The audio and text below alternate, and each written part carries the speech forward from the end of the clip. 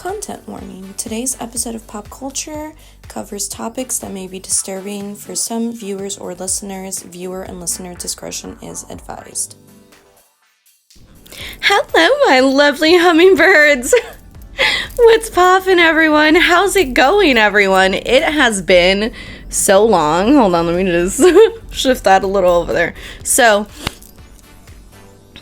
as far as like makeup and motivation is concerned, I know you have been seeing slightly week to week episodes of A Grain of Salt here. But as far as makeup and motivation, I've been a little slacking. It has been not the easiest. I know I said I would switch up the format and like we were gonna do the makeup portion in the spicy site, but then I was like sitting here and I'm like, but it's makeup and motivation. How dare I take it away?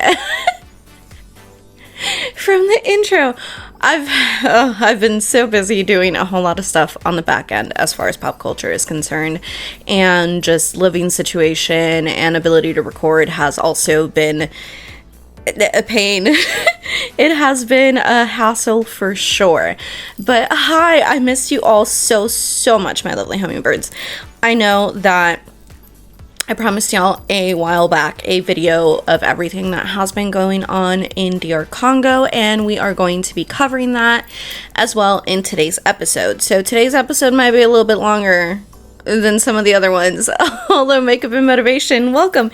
If you're new, wait. I just started talking. Oh my god. Hi, my lovely hummingbirds. Welcome or welcome back to another episode of Makeup and Motivation here on Pop Culture with your lovely host, Monroe. How's it going, everyone? If you are returning, hi, I missed y'all. If you're new, hello, welcome to the glittering. Yes, this channel is like pure chaos at times. I'm not gonna lie to you. I'm so sorry. It is an erratic little show of glitter and spectacle. In chaos. Pristine chaos. But anyway, that aside, what was I gonna say?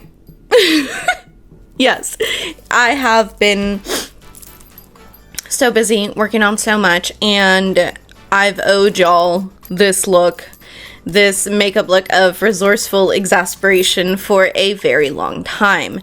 And it kept getting put off, and y'all know me. If you've been tuning in this long, you know I am spiritual to a motherfucking T, and I have said it before. I think it was in the audio-only versions, though, of Makeup and Motivation, or, like, of What's Poppin' before I joined Makeup and Motivation, What's Poppin' together. But I had mentioned how, like, I don't really believe in coincidence. I think that everything does truly happen for a reason to some degree, even if the reason isn't always known or seen. And for a long time, I was like, okay, I keep getting blocks and blocks and blocks on being able to record this episode. Why, God, why? And had a whole little montage of just desolation and frustration. But with everything going on now, thus far, and the makeup look itself that I have been dying to put on here, it goes very in line with everything that's been going on. So the Met Gala was last week, the first Monday of May, and y'all know me. For years I have been saying, Anna Wintour, baby, give me to the carpet of the Met. And if you're tuning in and you're like, Monroe, are you fucking kidding me, bro? I know, look, I know the world is literally on fire. There's so much shit happening, and we're gonna get into all of that and why it is very on theme, and why I think, as many have voiced online, it seems very Hunger Games-y what's been going on of late. I think the Met Gala theme was very on par with the state of the world, and I have many thoughts about it all. But before we begin all of that and covering everything that has occurred from all the updates that I mentioned, I would appreciate it if you would all join me in a moment of silence for all the lives lost in the world of music, movies, media, entertainment, news, artistry and so much more since the last time that we tuned in, including Aaron Bushnell, Aris Apfel, Vontae Davis, Suzanne Buckner, Joe Flaherty, the World Aid Kitchen Workers, and all of the lives lost in the war on Palestine. The last time that I checked the numbers of the martyred, it was, I think, 35,000. Over 35,000 Gazans have been reported as martyred. But yeah, I would appreciate it if you would all join me now in this moment of silence.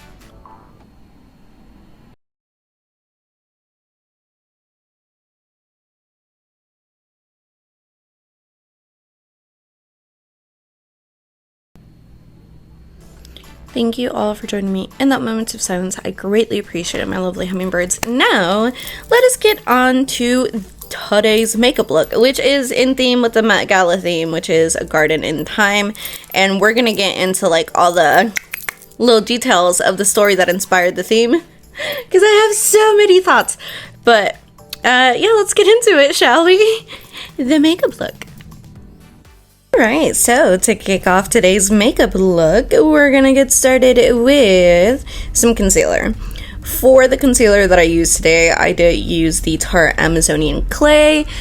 It was the stick. It was in light sand. It's no longer available. So any other concealer will work just fine. Although I know, you know, primers are a thing and all of that. I did not have any at this time. So to keep tradition going, I also did use concealer when conducting this makeup look today. We're going to apply that all over our eyelids and into not just the outer part of the eyelid, but also making sure that it's like super tapped into the inner portion as well, just to really get the effect that we're trying to accomplish with the eyeshadow portion.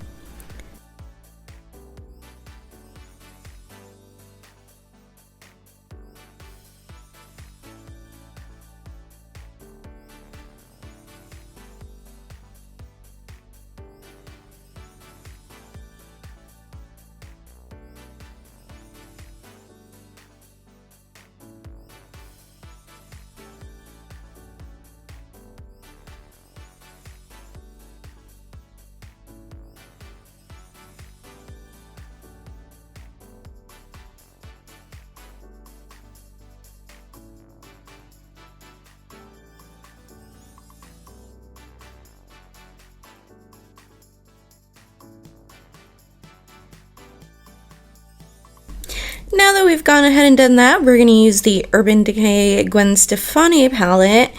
And to get this look going, we are going to start with the shade 1987, that really gold sparkly shade. And you're going to take a real big floofy brush, because we are going to tap it in all the way from our inner corner up to our brow bone area. And you are going to do this on both eyes.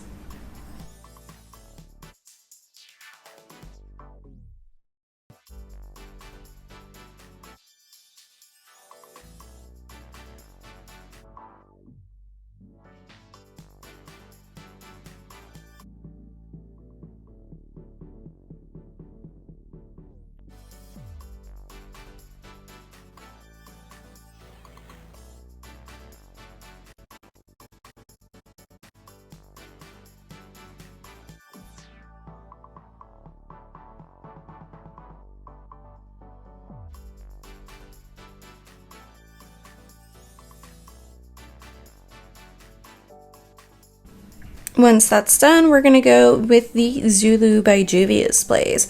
And for this one, we are going to use both the yellow and the brown. Wasn't really too sure how I was going to do this, but we're going to take that little bright canary golden yellow and we're going to apply it to the eyelid a little past the inner corner of our eye, just so that like it's somewhat centered on our eyelid, and you're going to repeat it on your next eye as well.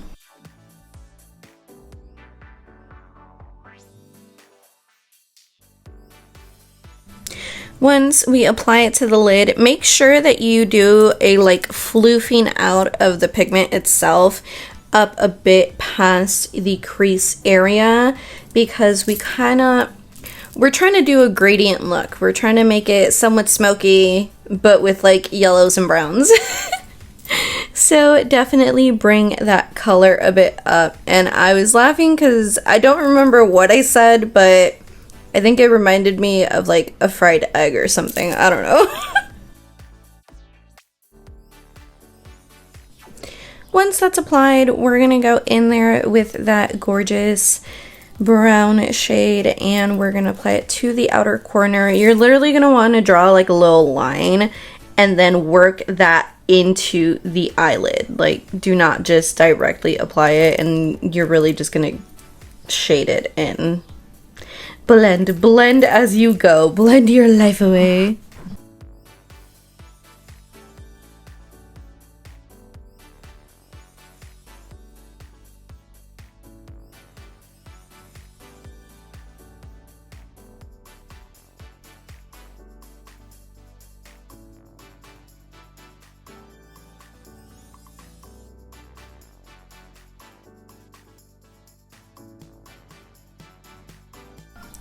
Up next, from our Lime Crime Venus 2 palette, we are going to go with this gorgeous black shade. It is in the shade Boo, and it also has these really pretty sparklies, but for this part, you're basically going to mimic where you had the line for the brown shade and kind of really create like a shadow effect almost. And real light, like very, very minimal, y'all. Because it's so pigmented. You don't want it to like overpower the rest of the colors all the rest of the colors that you have going on for the look.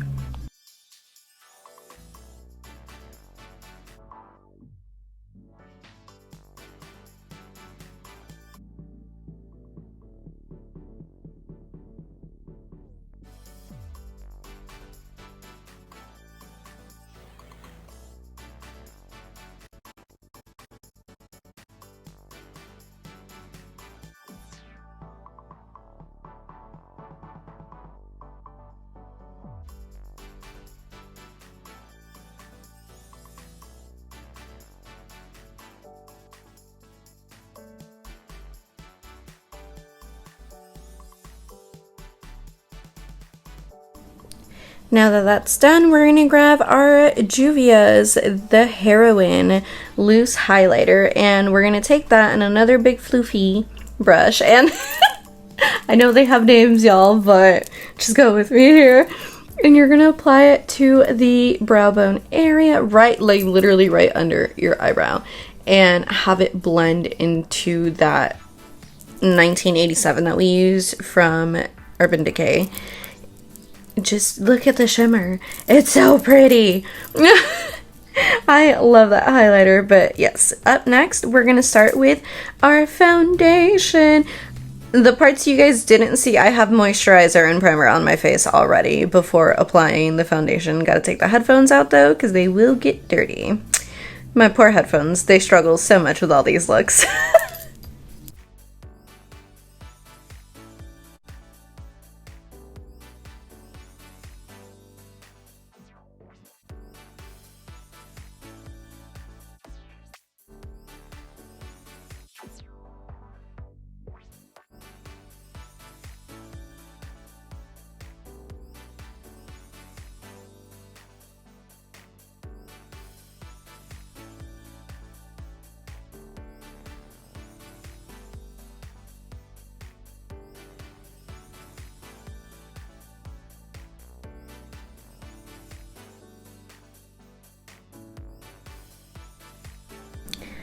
And up next, we're gonna go and we're gonna apply some highlighter.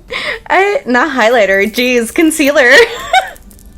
Oh, I got distracted by the shininess of that highlighter. But I miss my concealer. She was so good. She worked so well. She stayed on for so many hours. Even if I was sweaty, it was beautiful. But yeah, I am trying to highlight very specific points in my face. And also just question mark, because what am I doing with my life? At that point in time that I was recording, oh my goodness. But I am applying it to all the spaces that I want to stand out a little bit more throughout the makeup look and bring really everything forward in the face.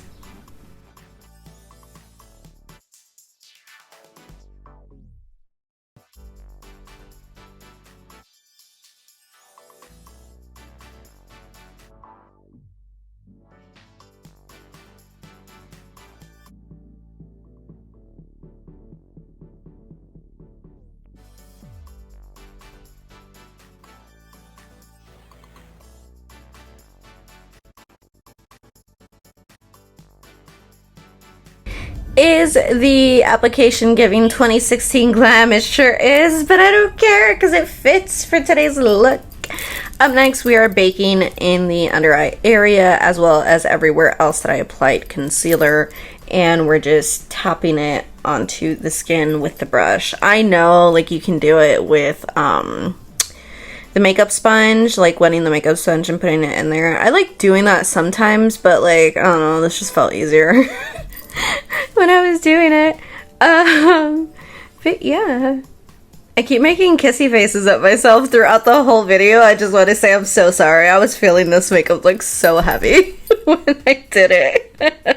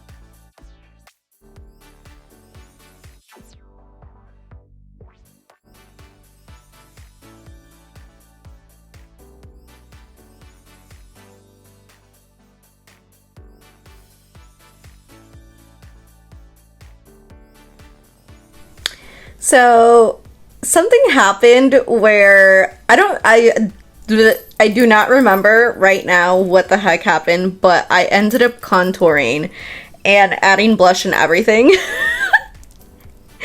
And I went to do something, came back, and then I was like, oh shit, I was recording a makeup look. My bad, y'all. I'm so sorry. But right now we're doing the eyeliner. And for this, we did use Black Radiance. It is such a good eyeliner. Continuous cream. Beautiful, silky, delicious.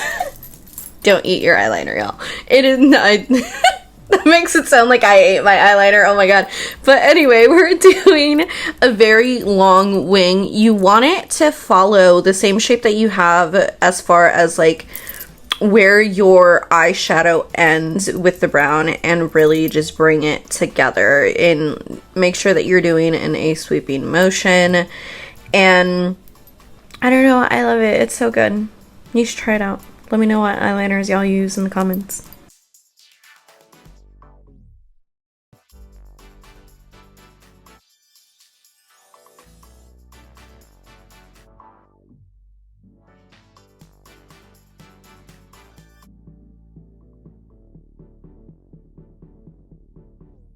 I will say this, sometimes I forget to like get real into the camera, but yes, now you can see what I'm doing. And please, please, please use an angled brush for this. You don't have to, but if you just don't really want to bother with like creating the shape yourself, it does help using an angled brush.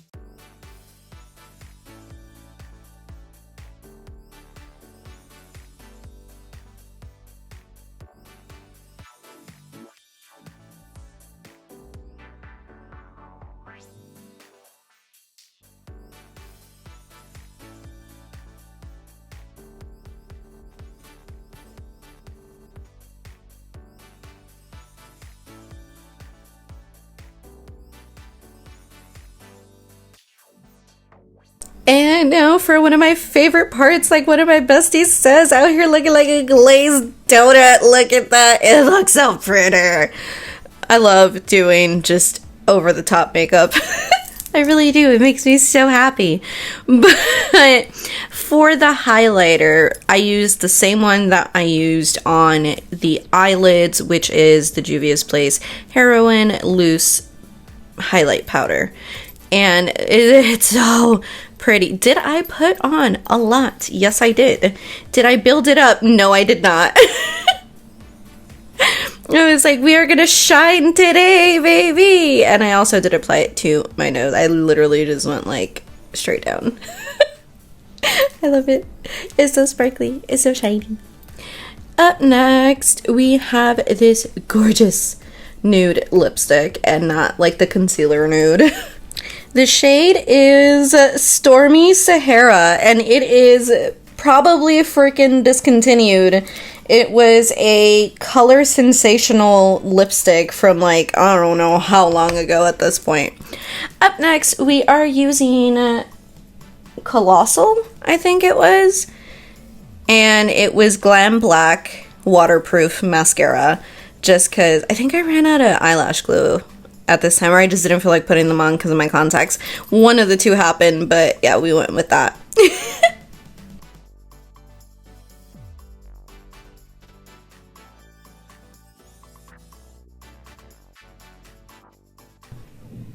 Look at those lashes, lashing.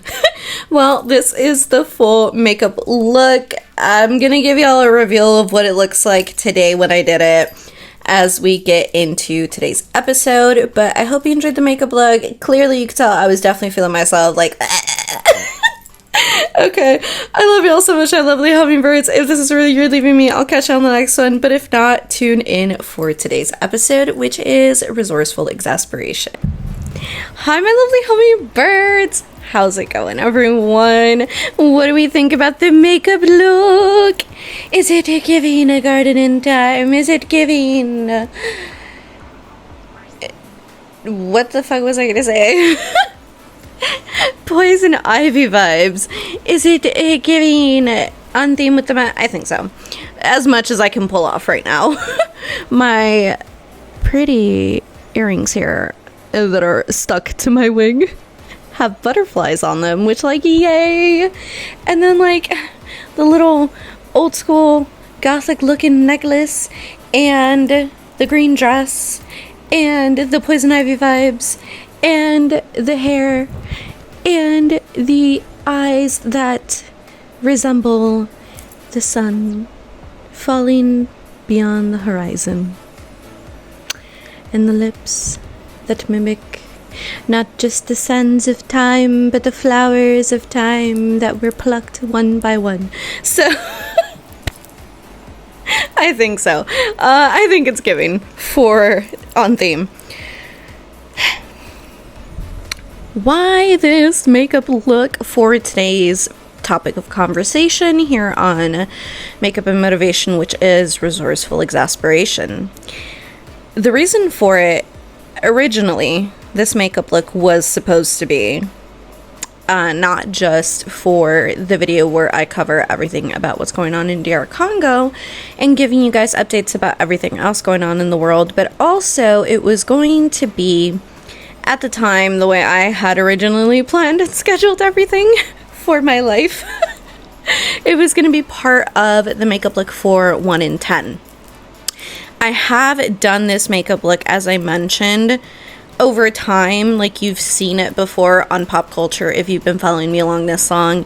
It was pretty sure it was the same one I did for Brown Eyed Boy.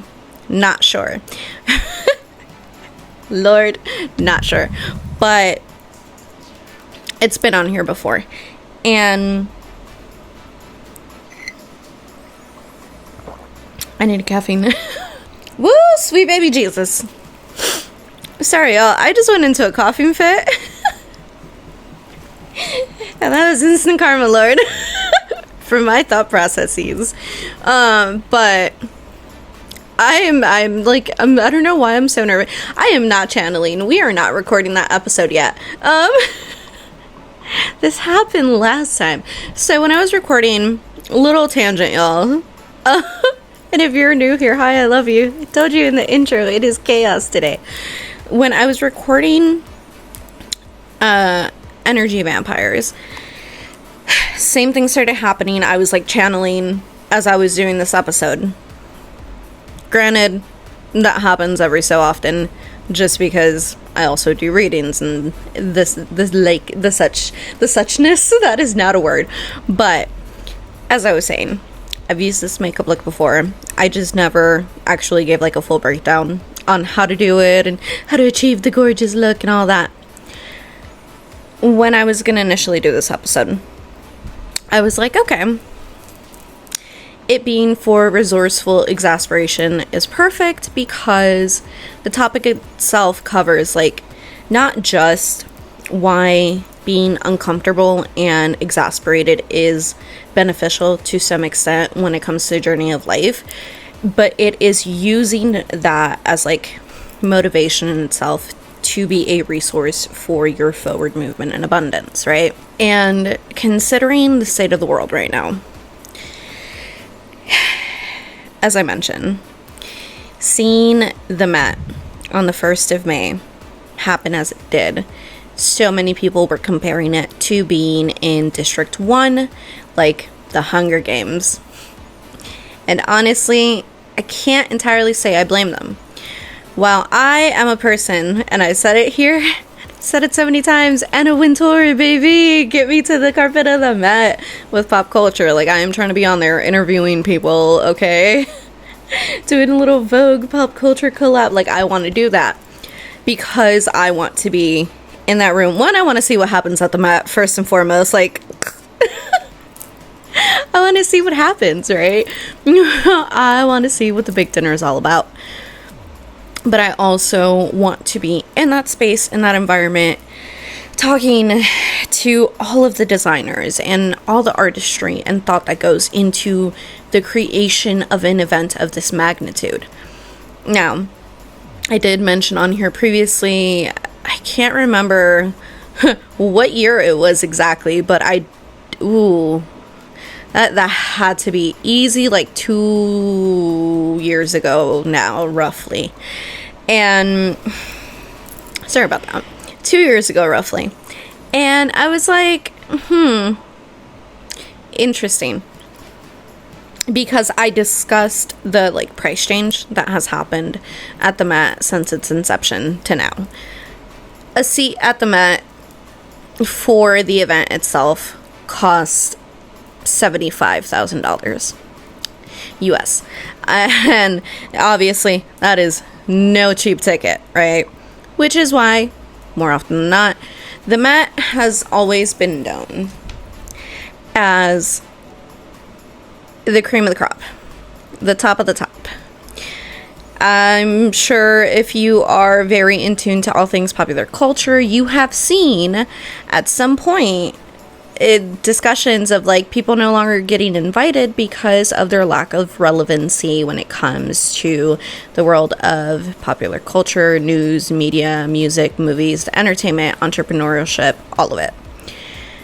People that attend the Met are not just celebrities and musicians and artists that we see in our day-to-day lives, especially like social media and TikTok and all that. Like, it's not just that. It is also a place where there is like, what did J-Lo say? She said like financiers and like stockbrokers and like entrepreneurs and CEOs, like Miss Mona Patel, who killed it with her look this year. Like, ma'am, slay. She is a billionaire. She owns 8 companies, if I'm not mistaken, and she does give back. She provides assistance for young girls, if I'm, pretty sure, with one of her collaborations with the Met. But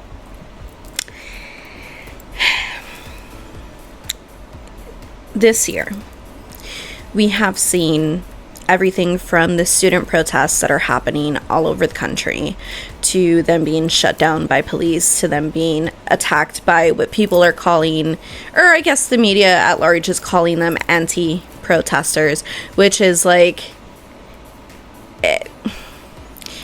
it's two sides, right? You have the people that are protesting in favor of Palestine, and you have the people that are against the people protesting in favor of Palestine.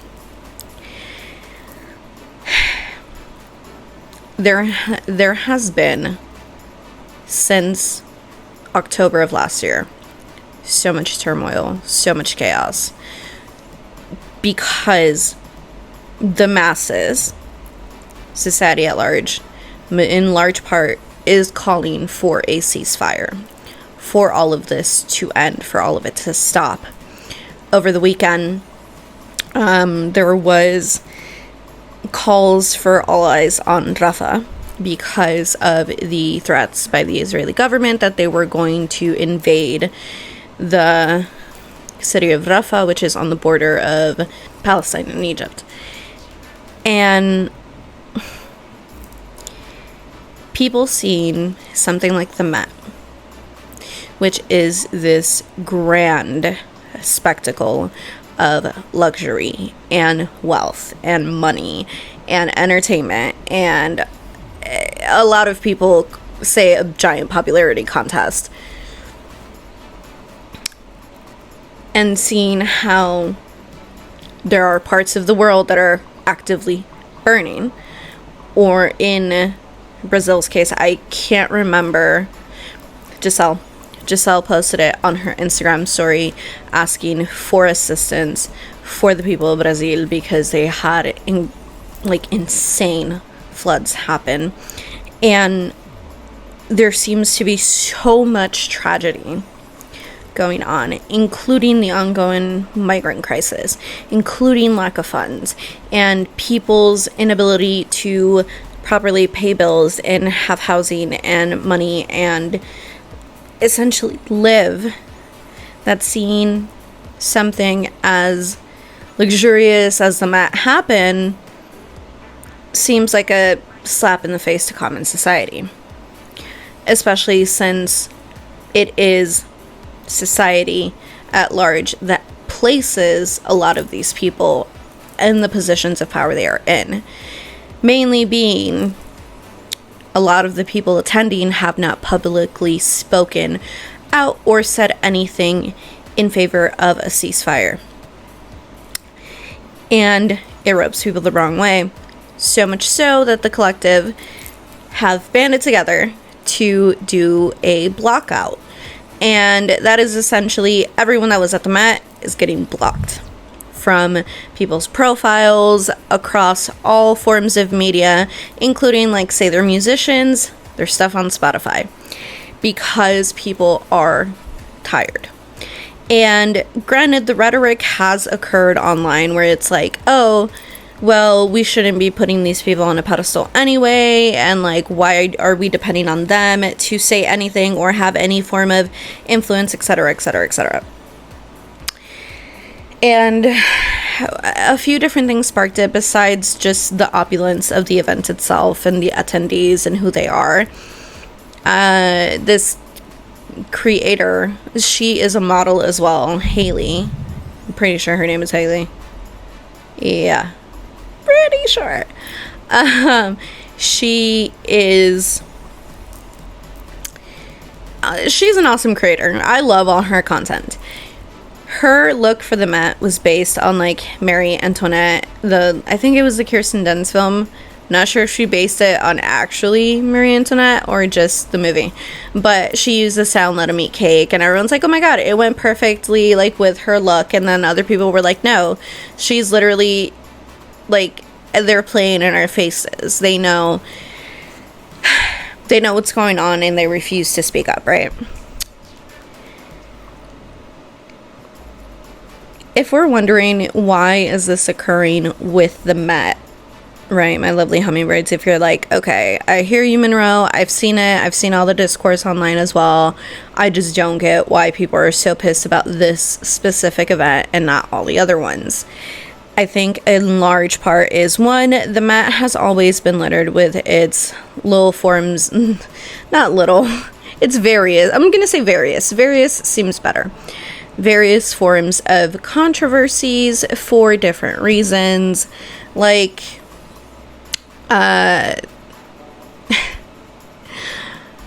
Was it last year? I don't know what year we're in, y'all. I am so tired.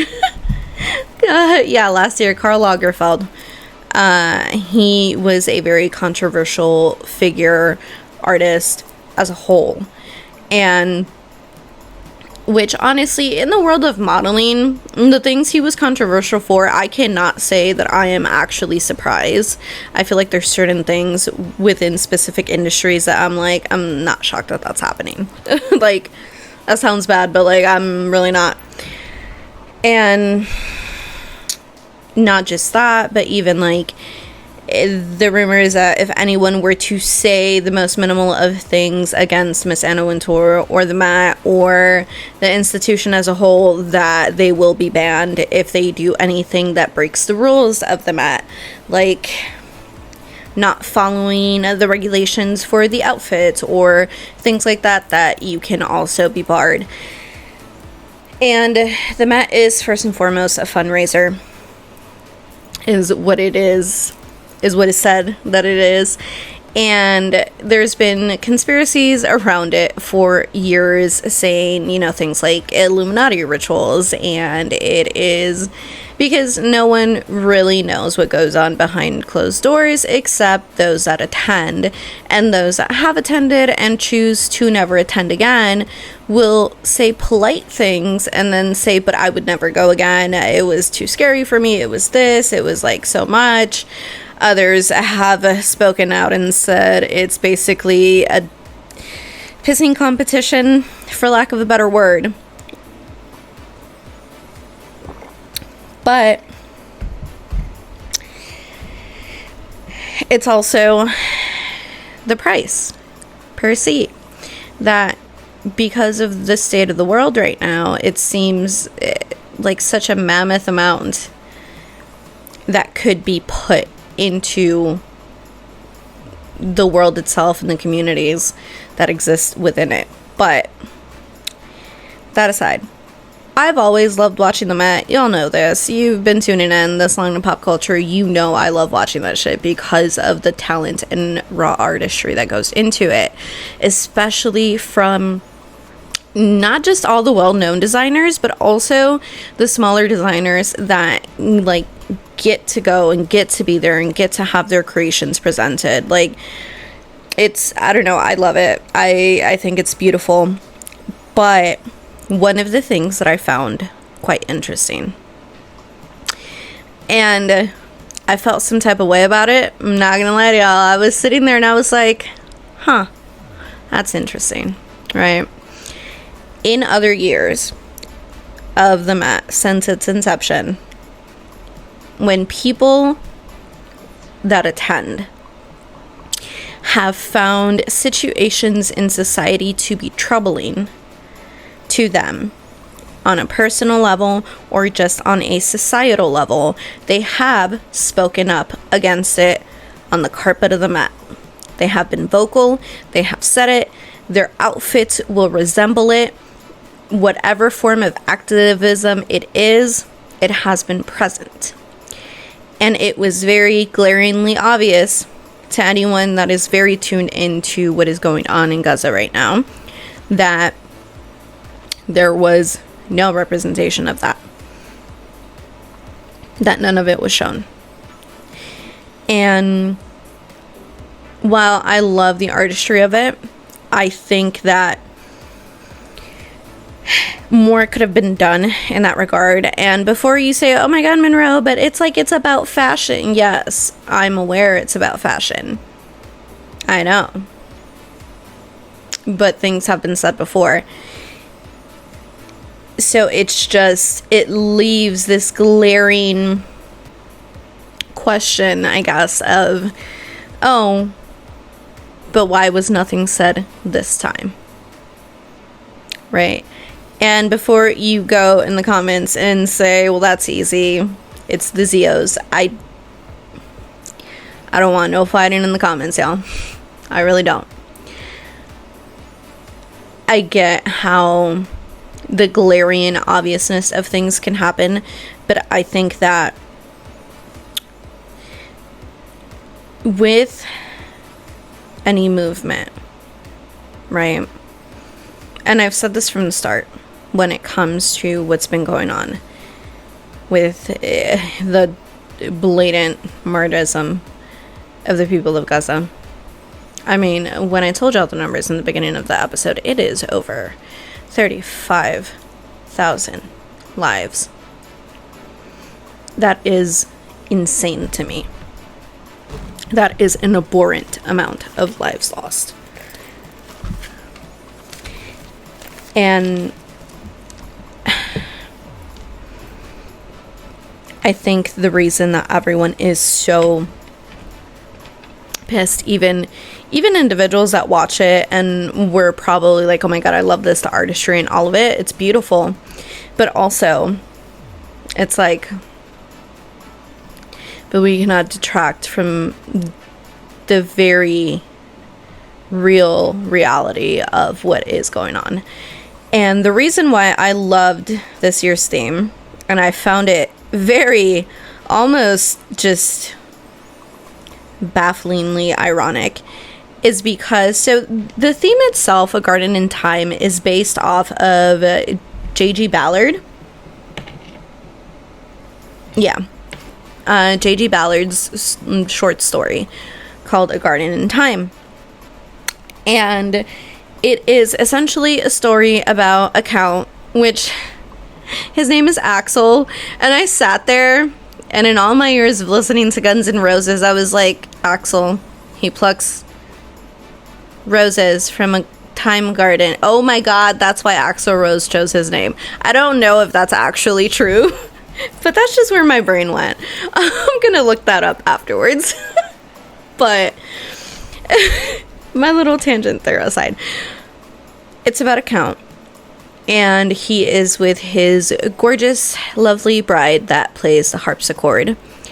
And they are in this castle, and over the horizon is an angry mob. And the angry mob is coming to destroy the castle and destroy them. And as I was reading it, I was like, is this J.G. Ballard's like take on either Beauty and the Beast or Dracula, or like both meshed together? Because, like, you know how, like, in Dracula, the townspeople come and then they end up killing his wife, and then that's why he goes apeshit on everyone. And then, like, in Beauty and the Beast, how they're going to kill the Beast to supposedly save Belle. I don't know, I was just like, the themes are theming together and intertwining. But he basically has a garden of jewel-like flowers that dissolve. And they seem like diamonds with the way that they shine. They vary in sizes, and each one gives him and his beloved a separate amount of time. Where we are in the story is you see the angry mob over the horizon, and I think they have 12 flowers left, like fully bloomed, in the garden that they can use, and each one gives him, I think, maybe 3 days. It's not really specific, but I was reading the story, I was like, oh my god, this story is so beautiful, it's so pretty. And oh, by the way, total spoilers, y'all. I'm totally gonna ruin the story for y'all. Essentially, that keeps happening, and they had, I don't know how many years together, like it was like, I think it had to be over 100 years together. I'm just plugging in a number. But they had been together for so long because the garden allowed them to. And they were basically at the end of it. And Axel, the count, mentions how there were moments where like they were not even, him and his wife were not even in each other's company. And he sees the people coming closer. And it gets to the point, the culmination of it, where like they're all screaming. All the people that are about to invade their home. And they save 2 flowers for the end. They crush them at the same time. Him and his countess turn into statues with thorns and vines all over. The castle becomes in ruins, as does the whole grounds area around it. And when the people arrive there, they are confused because from afar, it looked beautiful. And this shining castle, and now all they see is nothing but ruins. So they're like, what happened? Yo, what happened to the castle? And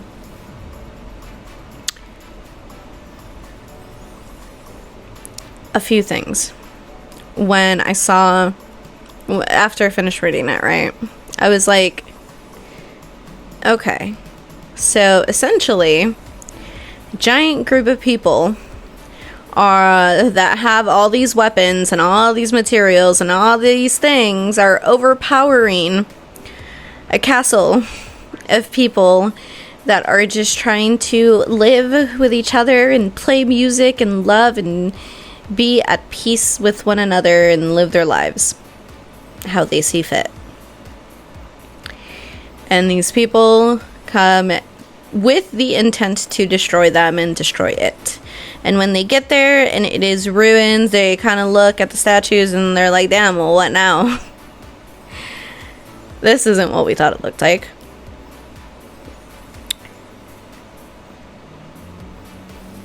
The reason I said it seems almost, and not a funny comical, just like a ironic, is we've spoken about being a colonial state and being placed there by the UK. We've talked about the Balfour Act. We've talked about all of that. If you haven't tuned into that episode yet, my lovely hummingbirds, you should. And I've started putting content warnings on all my episodes just because of the topics that we are discussing.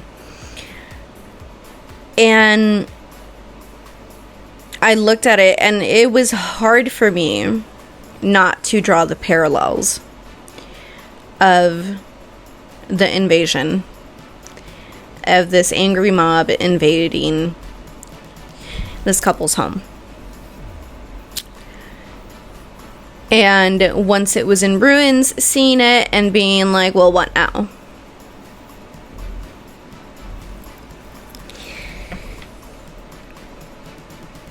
I understand the rhetoric of all my lovely hummingbirds out there, if you subscribe to it, of I don't get why we're putting these artists and these people of power, of like money and status, in like such a high regard to do something, right? I think a lot of us as fellow artists, even though not at that caliber, right? Like I'm not sitting here with 1 million followers on YouTube, y'all. I got 69 and I love every single one of you. And everybody else tuning in any way that you do. I love you, my lovely hummingbirds. Thank you for sticking around with me this long. It means everything to me. As fellow artists, we all take inspiration and admiration for those that come before us, for those that rise within our lifetimes. And because life, in my eyes, right, is about experience. About experiencing different things, about viewing different concepts, different ideas, and putting it forward. And seeing artists that have reached a certain level of success have that platform and have that power say nothing is quite disheartening. And I think spaces like TikTok and Instagram and even Facebook and MySpace and YouTube and all the social medias, X and Threads and all of it, Snapchat, all of it, all the social media platforms, who am I forgetting? Tumblr, Reddit, have allowed us all to have a space to vocalize things and say what we're feeling and throw our viewpoints out there and, toss it to the wind and see what catches, I guess. But the way society is set up, because we live in a society, there are those that have more influence, more power, do more, have more resources, that those of us that aspire to reach that level of recognition, that level of knowing, that level of resource, whatever it may be, we look at it and think of everything we would do if we were there. And seeing it not be done is kind of heart-wrenching. And one of the things that I noticed when it comes to the whole celebrity aspect of them not speaking up, right, as a collective, for those that haven't. And we're going to get into Macklemore being amazing in a second, but seeing all those that don't speak up. Especially because, like, I don't know what it's like for a lot of you, my lovely hummingbirds, but if you have family or close friends that you adore and none of you have talked about it to each other, and you feel that, like, sense of, like, isolation, and then you look at the people, and this is just an example, and you look at, like, you're the celebs and the faves, right, and people are looking, and they're like, damn, why is no one else saying anything? Why is no one else seeing this? I understand that frustration. Like, I get, you know, like, I imagine myself being in a position where, like, no one around me is saying or seeing, or not seeing, obviously seeing. No one's saying anything. It's like, how are you not seeing this? Like, how is this possible, right? As I was saying, I said it from the beginning. This whole time since October has been difficult, and in the way I see it is going to be for quite some time, because I feel like as society as a whole, we are seeing we know what's right and what's wrong, and obviously the decimation of 35,000 people is very fucking wrong, and it should not have happened, and it should not still be happening. And I cannot believe we are so many, like, it's 200 and something days now, and I see it all over my feed because I follow all of the people that are actively there, or are actively talking about it, or were there. And it's like, seeing radio silence, I understand how that is frustrating, right? But as I mentioned, there are, for some individuals where, and I'm not speaking about celebrities, I'm speaking more on the other end of it, how some people cannot afford to speak about it because it can bring them issues in life, in work, especially to their money, you know, and considering the state of the economy right now, we can't really be affording to, like, lose our jobs and shit like that.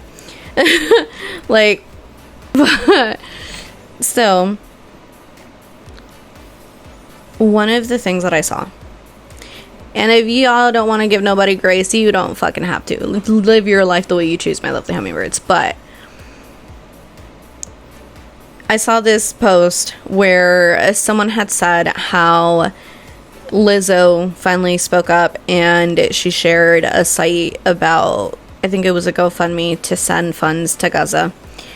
And the person was like, she's still getting blocked.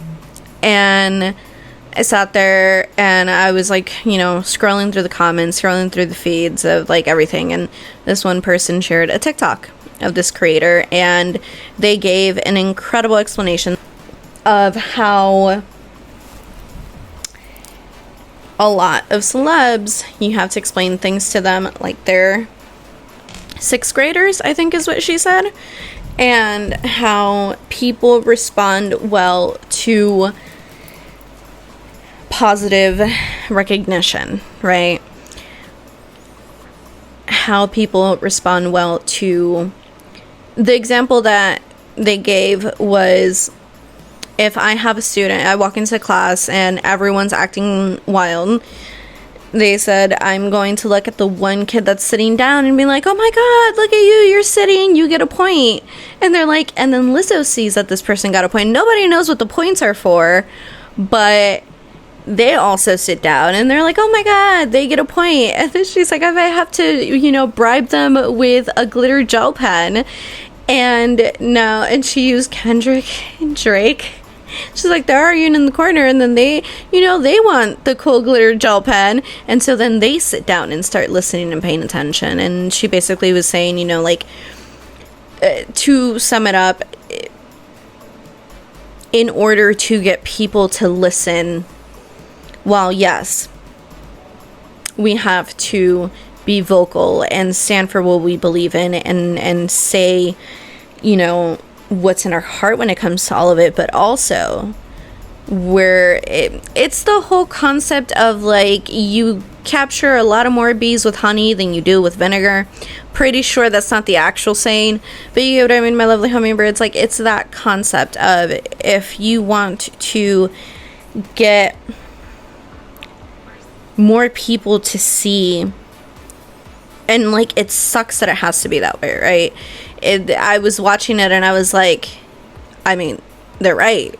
Yeah, people will respond better to, just like kids. Like, if you tell a kid to sit down and they don't sit down and you yell at them to sit down, they might sit down the first time out of shock, because they'll be like, damn, what's gonna happen to me, right? I just got yelled at. And then inversely, if like you give the other kid that's sitting down a reward for doing and listening, the other kid's gonna be like, ooh, good things happen if I listen. You get what I'm saying?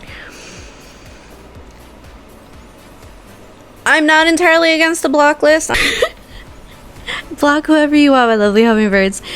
So a few people that were on the block list, not gonna lie, broke my heart a little bit. Jack Black was on there, and so was Keanu Reeves, and I was like, what?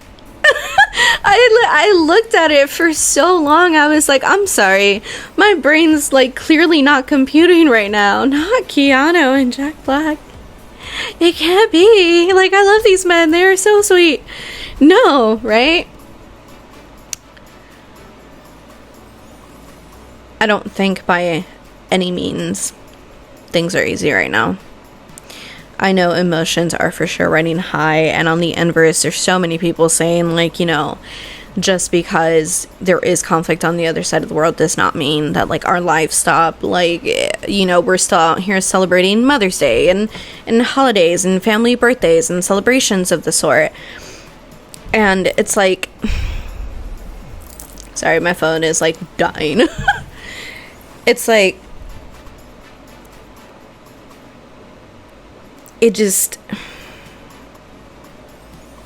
when something so big and so tragic as this is happening, to the point where like individuals like Aaron Bushnell are committing self-immolation in protest of it, when students are protesting at the same schools that they're graduating from, and it's, oh my god, where did I mention this? I don't know if it was in a episode that I like deleted because so much time had passed, but I mentioned how I had been watching the Chicago 7, I think is the name of the movie, where it was the protest before, around the time the DNC was coming to the city, and like a whole thing. And I was like, I'm watching the movie and I was sobbing like a fucking baby through it. But I looked at it and I was like, oh my god, it's happening again, was the first thing I said. I was like, this is literally what it feels like right now. The state of the world. And I have had my qualms with the Met, besides me not physically being there. And interviewing people and getting to be in a over-the-top gown made just for the night, right? Because, like, I'd love to cosplay. That'd be so cool. It'd be incredible if I got to be on that carpet with pop culture and, like, interviewing for Vogue. So, the interviewers for this year were Lala, Emma Chamberlain, Ashley Graham, and Gwendolyn Christie. And I love all four of those women. They are incredible, right? My only qualm, and this has happened, I think the past, I want to say 2 years now at the Met, where the two interviewers that are interviewing together, it's like, I don't know, there's like a difference in the way that like it flows, and I'm just like, I need y'all to really put people that can like, either you're both gonna match each other's energy to a T, or like find a better flow for it. No shade to my lovely interviewers, it looked so pretty, and they were all so excited, so like I love it. But I don't know, I just thought like, I feel like the dynamics could be chosen a little better in my opinion, but what do I know? I'm not there. And they are. But that aside, who were the co-chairs this year? It was Chris Hemsworth, J-Lo, Bad Bunny, and Zendaya. I mean, Law always shuts it down, let's be real. I did love her her second look that she did though. That was so beautiful. And when I saw her first dress, I was like, I don't know, like I'm not feeling it. And they're like, who was it? I think it was Ashley Graham that was like, is that a hummingbird? And I was like, oh, and I should love it because she has a hummingbird on her. I wasn't a fan of that one, but the second dress, it was so perfect. I loved the way it was styled on her. But yeah, Mona Patel killed it. Oh my god, amazing. And I feel like so many more people were on theme this year than not in comparison to others. But yeah, I just feel like that was the one part of it that shocked me, that like no one really, there was no one that said anything. There was no one that represented to that degree, but there was still this not ominous feeling. It was just like solemn. It felt quite solemn to some degree. Like there was this, which in itself, I guess, is a good thing. Like if everyone was just as boisterous and happy as all the other years, that might be a problem. But I don't know, there was this undertone of it, of like, of am I really here right now kind of vibe that I got from everyone. But that's just me as an outsider looking in. Other than that, I love the theme. It was beautiful. People killed it. I cannot believe Rita Ora's like outfit and all it took to get all those beads. Like people really shut it down this year. I loved it. I did. I thought it was a hell of a spectacle. But I do understand why, on a larger scale, it all seems very dystopian right now. It all seems so dystopian, and I can't remember who mentioned the story itself being a little dystopian, and I was just like, interesting. Interesting that we're saying that as this is occurring, right? I just want to say, I love both Karol G and Rosalia. Oh my god. Karol was like, I love fairies. I was like, girl, me too. Say less. Mommy, let's go. She loves some fairies. Okay, I'm done. I've been reading too much of Kotar lately. Too much. Reason daddy. God. But I loved it. She was like, I'm like, and I think it was Ashley Graham, or was it Gwendolyn? One of the two was like, you're like the fairy in the garden. She's like, yes. I was like, bebecita, she's so cute, bebesota, la bichota. And then Rosalia, when she was like explaining her dress, she's like, oh my god, it's like a dream, and what happens when we close our eyes before we dream, it's black. And she's like, and that's it. I was like, bitch, I love you. You are such a creative little baddie. I love it.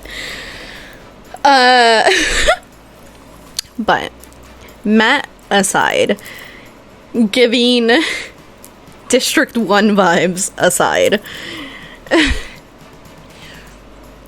let's get into what's been going on with Gaza. So, as I mentioned, as far as the death toll, it is over 35,000 lives the last time I checked, and counting, unfortunately.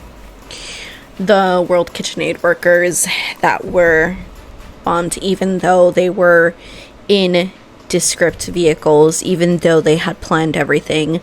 Aid being shut down, people being starved. I mean, it was like what were people calling it? The flower massacre, where people were trying to, like, because people are starving, y'all. People are starving and dying of thirst and dying of just the inhumane conditions, and there's so much going on that it is absolutely baffling when I see people say that either it does not matter or that we are worried about the wrong things.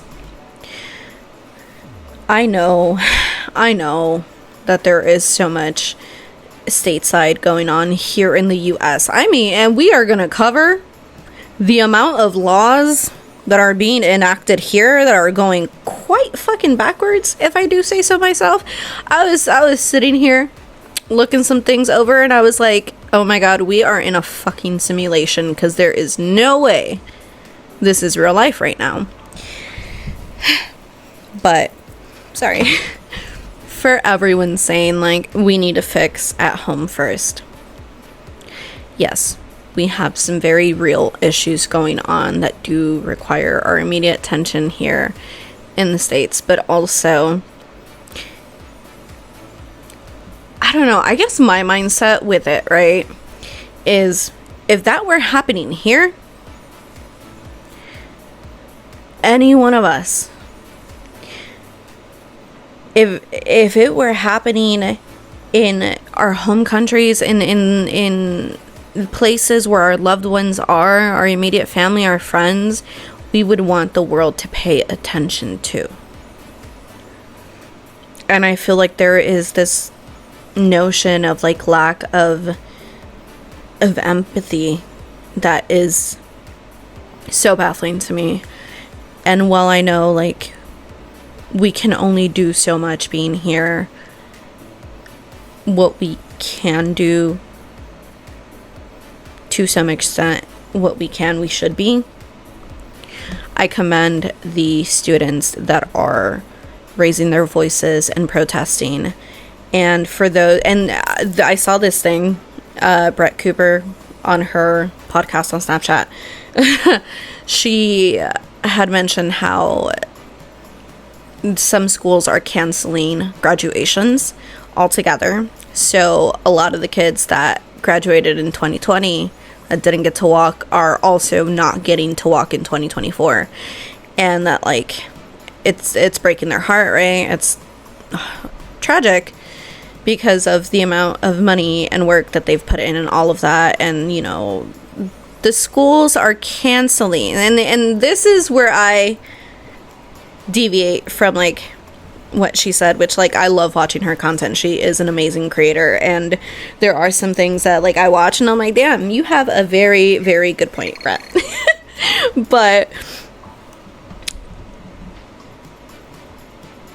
you know, she mentioned how a lot of the colleges are stating that it is for the safety of, like, students and staff, that's why they're canceling the commencements and all of that, because they're afraid of the protesters and the campouts and all this stuff. And I'm sitting here and I'm like, okay, but first off, so many campouts have been destroyed. Secondly, there's so many other schools that are still having their commencement ceremonies and still have students walking. But at a lot of those ceremonies, the students are showing their phones at the camera on the and you see it on the big little teleprompter that the school has, where it says Free Palestine. Or the students are showing up with the keffiyeh, with the scarf, right? That is, like, traditional. It's a traditional Palestinian scarf. It's, you know, been very, very popular right now during the protests, and so many people have been wearing it in solidarity. And in my mind, and I don't know if it's my little conspiratorial brain at work, but I'm like, is it really for the safety of everyone? Like, I get in part it might be, but part of me is also like, or is it because you know that they're gonna scream divest during the whole ceremony because they don't want to hear any speeches of how they're amazing and they did so well, when they're literally speaking out against the murdering of so many individuals in Palestine, right? So that's my first thing. That's where I'm like, is it really just the safety? Secondly, I think in part is this notion of like, if we just don't have the commencement ceremony, it'll kind of just go away kind of thing. And I don't think that's going to have the result that they think it is. I think it's only going to get bigger. Just my personal opinion. But that said, as for many celebrities that have not spoken out, we have those shining moments like Immortal Technique that has been very vocal. We have individuals like Saint Laurent, who has been very vocal. Bella Hadid, who has been very vocal, which is why like so many people were like, Gigi, why are you at the Met if Bella has been like so vocal, you know? But I'm gonna leave that alone. And Macklemore, who recently released the song Heinz Hall, and it is in honor of Hein Rajab, who was the small child who was killed in Gaza that had made the phone call, and 2 ambulance workers that were going to rescue her were also murdered. And I'm like tearing up already. Ooh. But the song is incredible. You should definitely go tune in, and I think it has over 10 million views right now. I'm not entirely sure. Here's a correction on the total number. But it's been making the rounds, and he did a thing where I can't remember if it's like he released the copyright or I don't know what it was, but basically on TikTok, if you use the original song, the original sound, all the proceeds that he makes, he's sending half of everything to the UNRWA or UNRWA, which is in order to help aid Palestine, which is incredible. He is an amazing man. You have individuals like The Weeknd, which I'm pretty sure I mentioned already before that, like he's donated so much money for aid for Gaza. Like,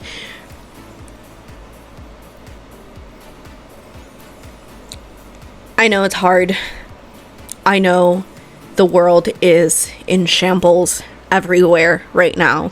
I know there's so much going on, my lovely hummingbirds, but the only way that we can all enact true change together is if we stick together, and if we keep speaking up and showing up and using our voices and doing what's right in the moments where we can. For my phone is like, bitch, I'm dying. For those that cannot.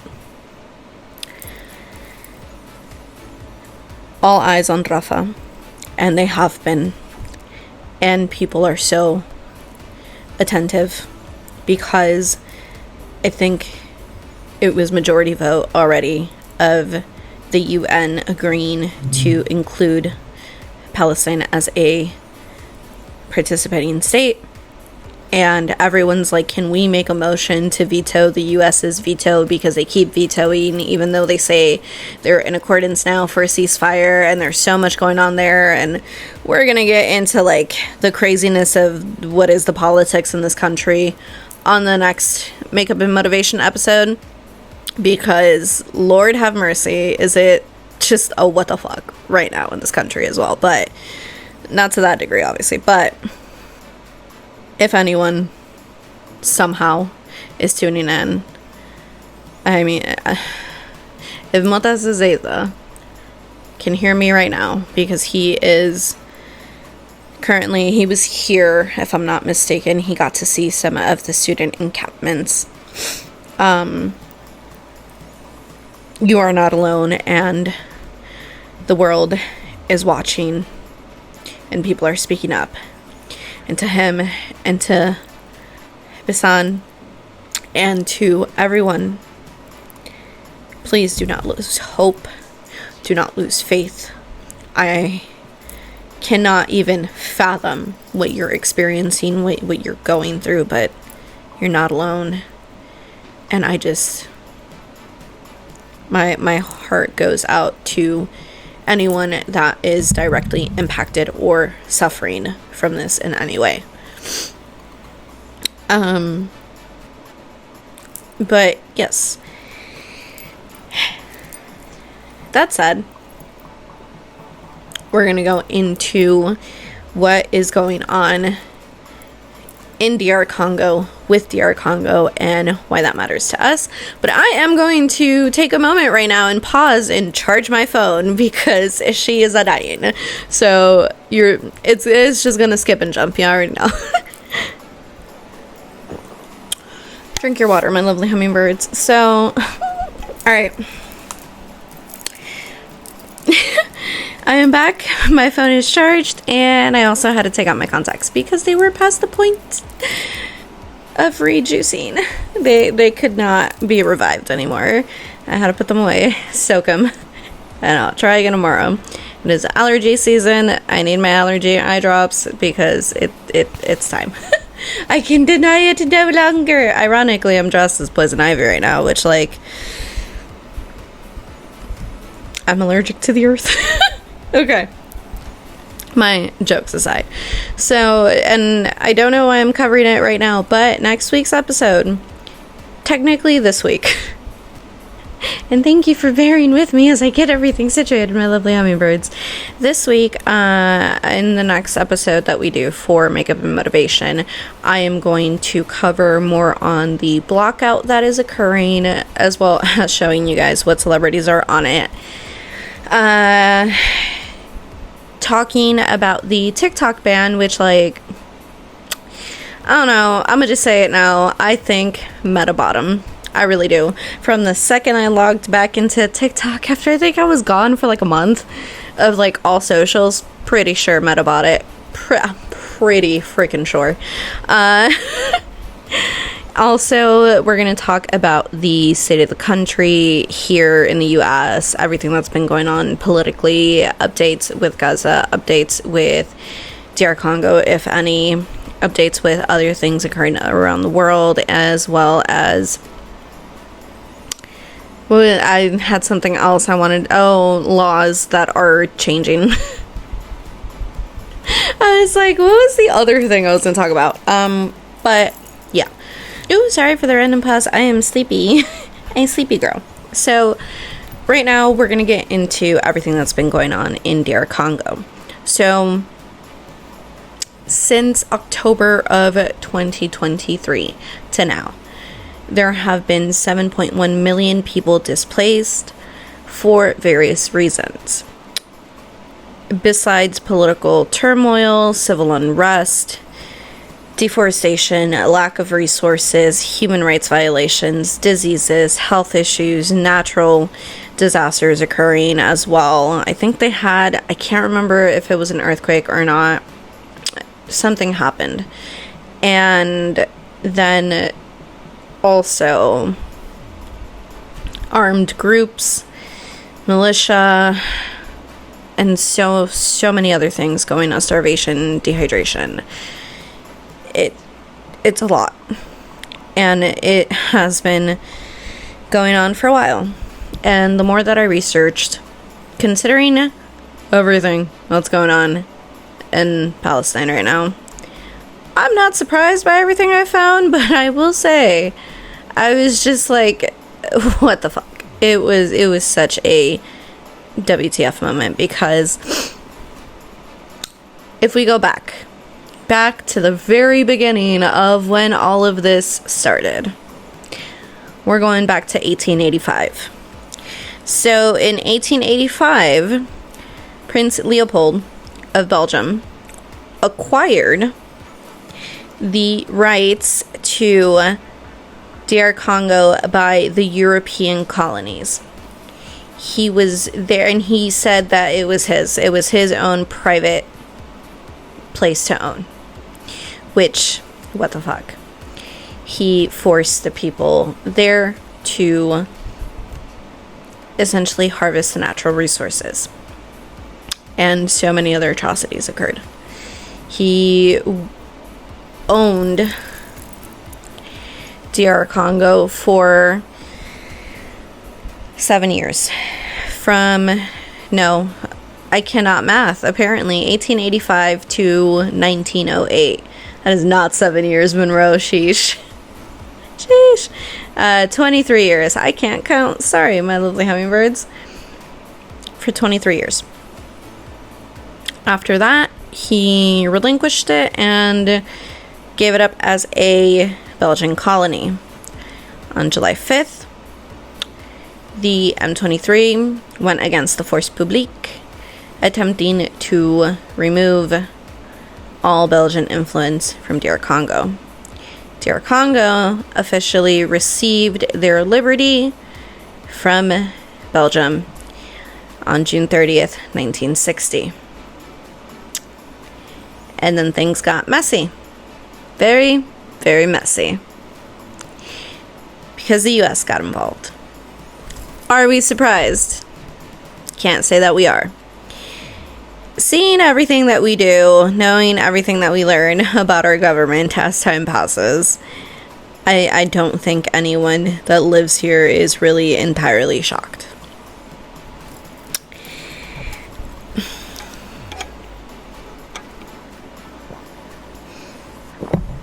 So, over the course of the past 60 years, there have been political coups, assassinations, turnovers, abuse, corruption of the people, of the government, of resources, and so much more. And if you're sitting there wondering, my lovely hummingbirds, why any of this matters to us and why we should care. Besides, and I don't know, it's going to make the original cut, but I said it in one of the ones I had started. Besides, collective kindness and loving our fellow human. And what's the word I'm thinking of? I can't remember. I'll probably remember after, but if you're watching me on your phone, if you're listening to me on your computer or whatever it is that you use to listen to pop culture, then you are directly benefiting from the mistreatment of the people in DR Congo. We all are. Everyone that uses technology, everyone that uses precious metals, and many other resources. It is sad. It is tragic. So, when there was a secession and Belgium was in support of it, things got worse again.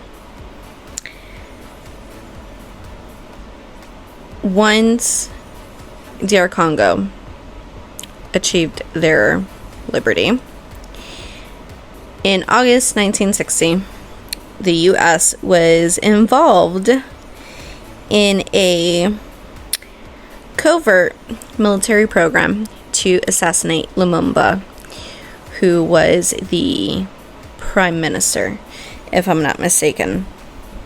And the reason was Lumumba was looking to remove all foreign involvement from DR Congo, and they sought out the help of Russia. And Joseph Kasavubu was like, no, you have a communist-leaning tendencies, and the U.S. was like, we can help you. So for 7 years, so mind you, technically that means they got involved in 1953. Because they wanted Joseph Kasavubu, since he was more Western leaning. It was short-lived, as there was a coup by Mobutu Sese Seko, and then I think it was also a subsequent coup by Laurent Désiré Kabila. And he also attempted to remove all foreign troops and was assassinated, to then be replaced by his son, Joseph Kabila. And he was president for approximately 16 years, roughly. 16 to 18 years, I can't remember. I think it was 16, pretty sure. Right here for the actual time frame. And since he left presidency, it is now Felix, I don't want to mispronounce it, Tshisekedi is the current president. What do we get out of DR Congo as a human population around the world? Well, I have my nifty little list here. Things that are mined from DR Congo are copper, niobium, tantalum, vanadium, zirconium, lead, sandalwood, cobalt mining. Oh, the natural disaster that they had was they had flooding, and they also had an eruption of one of their volcanoes. But onto the resources we acquire. Commercial agricultural operations: coffee, rubber, sugar, cotton, tea, cocoa, rice, bananas, and cattle ranching. We also get oil. And the biggest countries that get the most out of DR Congo are France, China, Italy, Zambia, South Africa, UAE, Saudi Arabia, US, South Korea. And I can't remember where I saw, I think Italy was also included. Did I say Italy? I might have already said it. But the first time I came across, I had no idea. I had no idea what was going on in DR Congo. I had no idea how many resources we obtain from them. And the first thing that came up, it was, I want to say end of last year, going into this year, I saw a video on Instagram of the cobalt mining. And I saw a video that Chakabars had posted, or someone reshared his post. It was one of the two, and I looked at it and I was like, what the fuck is happening? And I started looking, and I started researching into it, and I mean, my heart broke. Not only are the resources being mined and harvested in horrendous conditions, the displacement of so many people fearing for their lives, also the deforestation that is happening as people go deeper into their forest areas because they have nowhere else to go. It's a pushing out of an entire people. And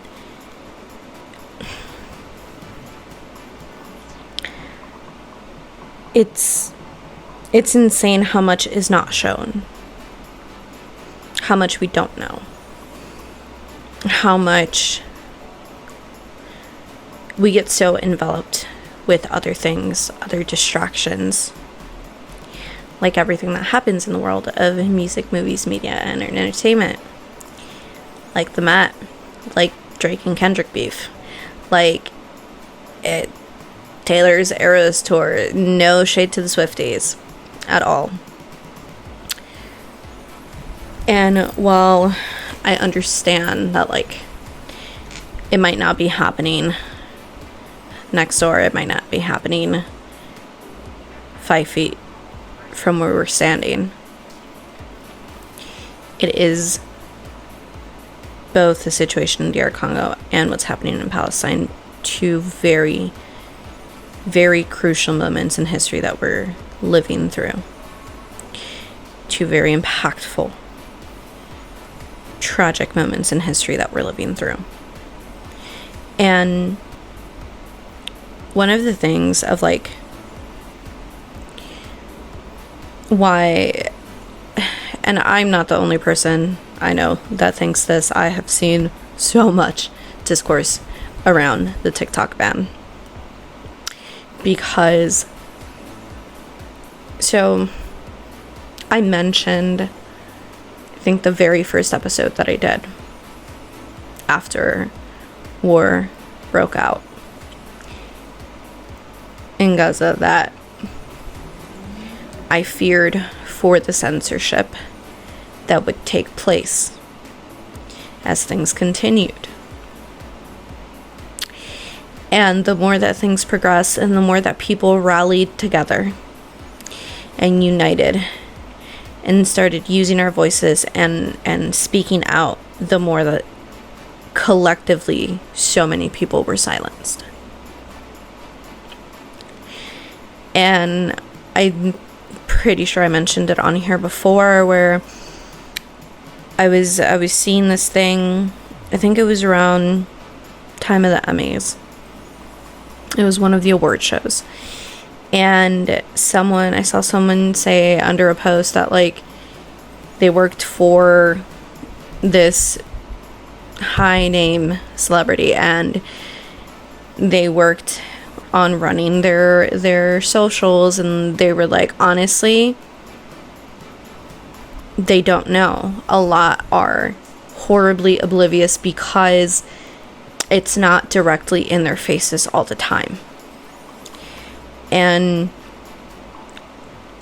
I feel like I've mentioned it on here before, but I went to virtual Endo conference this year, held by Worldwide Endo March, and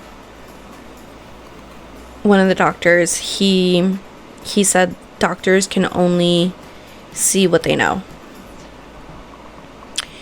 And I sat there and I was like, I feel like that, you know, me thinking to myself, I feel like that falls in line for all of us as a collective, as humans. We are only capable of really knowing what we see and seeing what we know.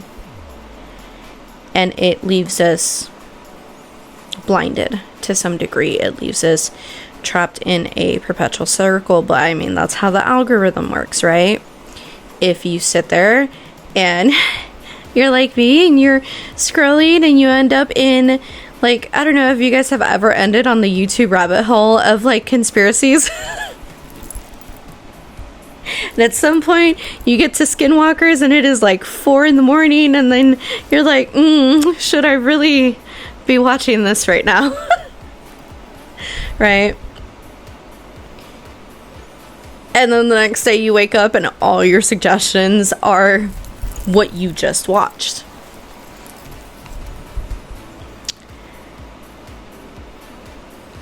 I think while the algorithm itself is very helpful and very beneficial for so many reasons and so many people that make a living off these platforms, I think there's also a sway that can be held to modify and moderate. I mean, there have been changes to Instagram when it comes to like vetting of political or news information. It was one of their most recent updates. Al Jazeera has been officially banned from Israel, so no reporters from Al Jazeera can enter. Like, it's insane to me. And now with the ban, which I'm gonna get more into detail, as I mentioned in the other episode, and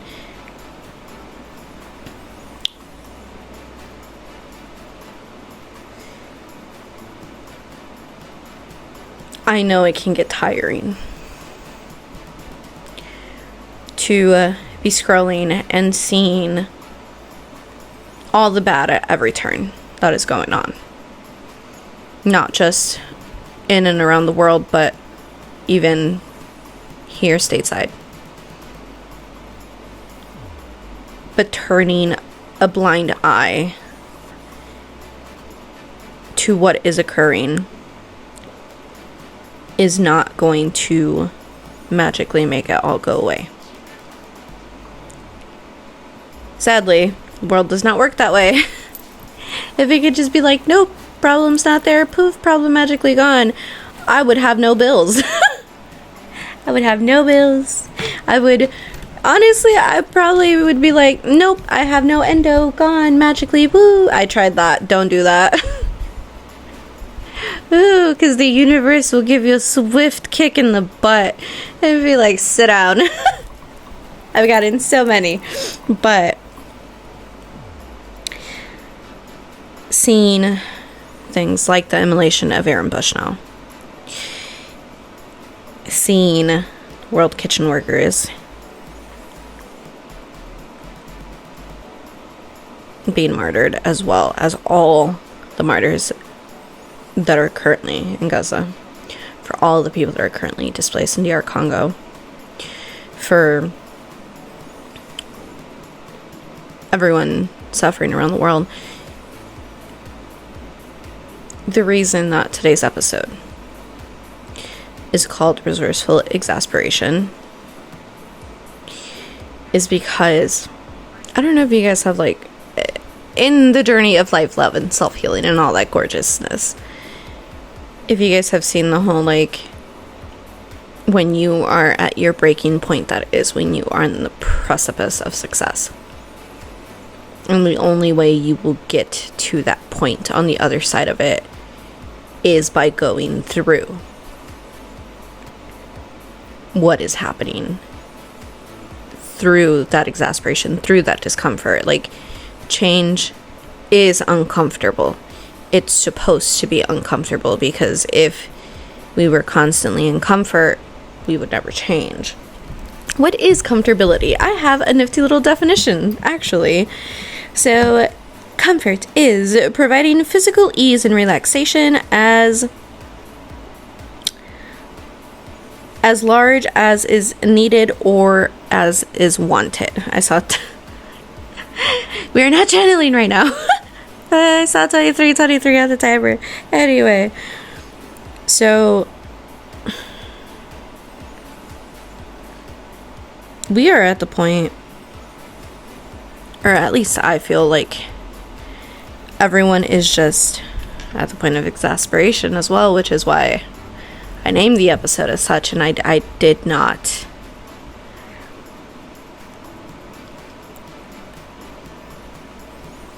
it's, God, I'm gonna get emotional, and I really don't want to right now. I've been planning what this year of pop culture was gonna look like over a year ago, before anything started. And this episode was not going to look anything like this originally when I planned it. I was going to sit here in a cute little makeup look and tell y'all of how in the world of self-healing and self-love, you can grow tired and frustrated, but you have to keep going, because the worst thing you can do is stop and be left wondering, what if I had just gone the extra mile to achieving my goals, to achieving my hopes and dreams. And as time went on, I looked at literally every title. Now I'm about to sound real crazy right now. I looked at every title of everything I had written for episode names, and I had a slight little mental break. I'm not gonna lie. I sat there and I cried my ass off. I screwed my ass off, because I was like, God, oh, this is a sick fucking joke, respectfully. because this is not the conversation I thought we'd be having, my lovely hummingbirds. Exasperation is frustration or anger because of something that is happening or something another person is doing. And we have seen so much exacerbate. And to exacerbate is to agitate an already difficult situation. As I mentioned, everyone says growth requires discomfort. It's on everything. It's on all the kitschy little quotes and sayings that exist. Because if we were comfortable forever, we would never move. Curiosity would never spark. And even if it did, the notion of, yeah, but I'm all right here, would always be there. So why try?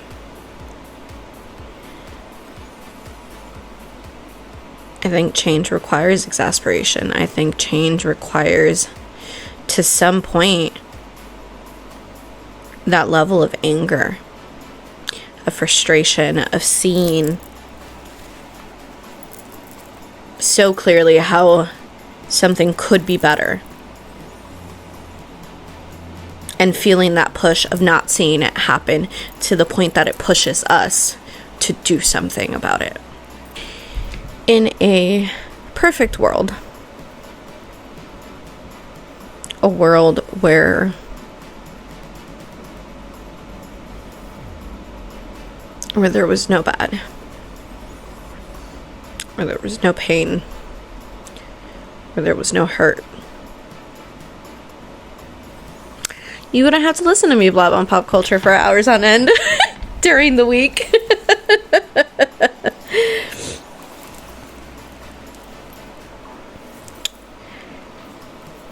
We would have no inspiration. We'd have no hope. Granted, yes, we would have no tragedy, and that would be beautiful. But unfortunately, we don't live in that world.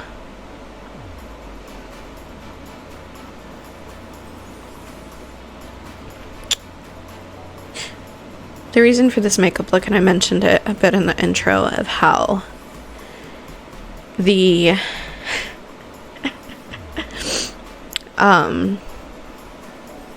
eye makeup was supposed to be for a 1 in 10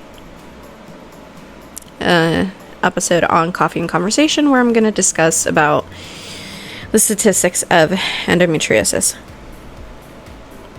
And it took a lot for me to even begin to do those episodes. And it still takes a lot.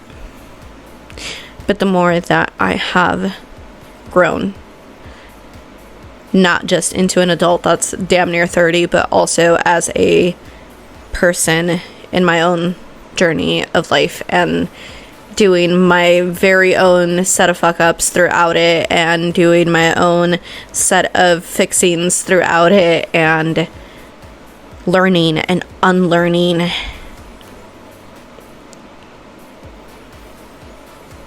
It took me to the point of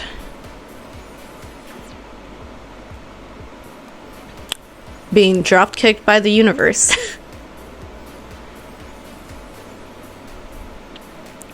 for the upteenth time, and being reminded, hey, you have this very real, debilitating, ticking time bomb of a condition.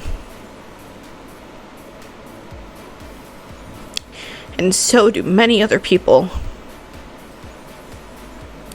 And you're hoping for this change.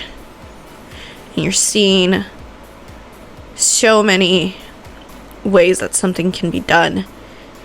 And yet, all you're doing is sitting here and doing not a damn thing about it. How dare you complain? I know. Harsh inner critic. I know. But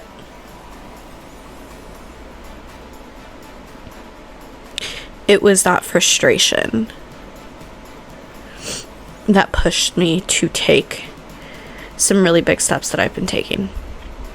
It is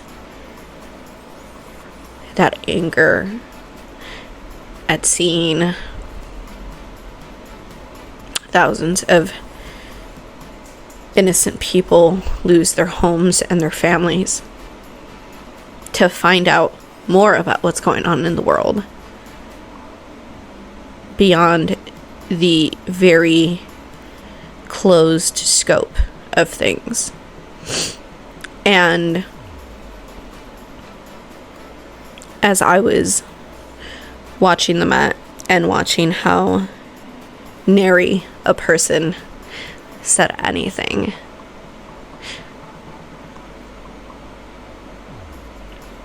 I sat there and I was like, God, I know why I'm not at the Met this year, because my ass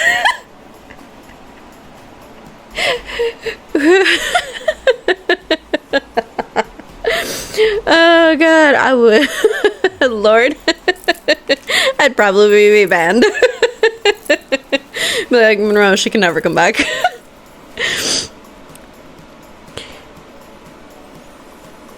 On Makeup and Motivation, if you're new here, right? If you're my usual listeners, you know I sometimes have cried on this podcast. I'm not entirely proud of it. I'm really not. No me gusta. But my whole purpose for Makeup and Motivation is to not only inform you guys of what is going on in the world and giving you some super cute looks to go along with the themes of everything going on, but to share everything that I've learned along my own personal journey, and hopefully you guys can take something from it. And if not, I hope at least you're entertained by the super cute makeup looks and, you know, finding out the tea, because like pop culture still gives tea. We do. It's just chaos is occurring right now in the world. But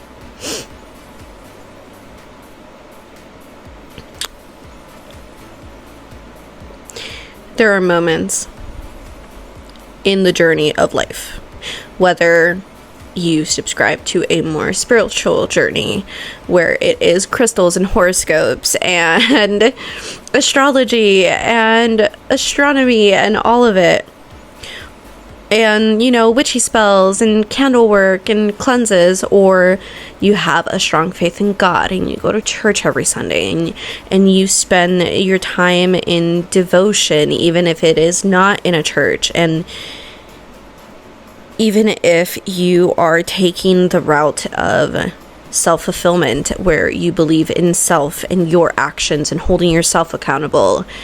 To hell with any other notion. No matter what you subscribe to in this journey of life, there are moments that it is not easy. Wanting to be better, to do more, to achieve, especially for those of you, my lovely hummingbirds, that, like me, want to do more in life. You're gonna hit some roadblocks. You're gonna hit some hurdles, and some of those hurdles are definitely gonna hit back. And it was something along the lines of like, it doesn't matter. No, who said that? Somebody said it. I don't remember who, but it was like, it doesn't matter how hard you get hit.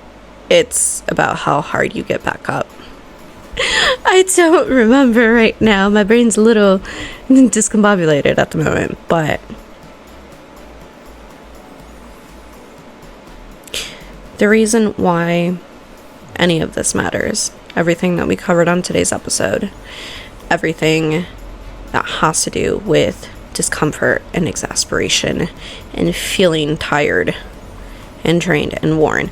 Obviously, I don't want y'all to burn out either, my lovely hummingbirds. Don't be me. Don't burn yourself out. Especially not to like please other people. Don't do it.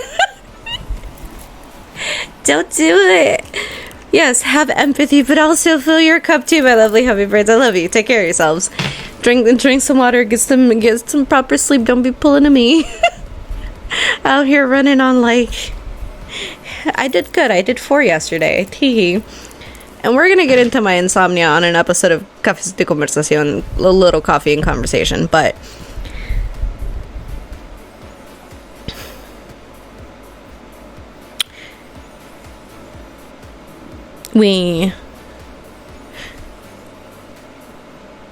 while the journey is personal, while the journeys that we embark on life are our own, we are not ever truly alone. We as humans together are here living in this moment at the same damn time, having these experiences in my heart, I believe, for a fucking reason. And if you, my lovely hummingbirds, are at that point in your journey where you're like, Monroe, I am like right here to flipping over the metaphorical Monopoly table, be like, fuck this.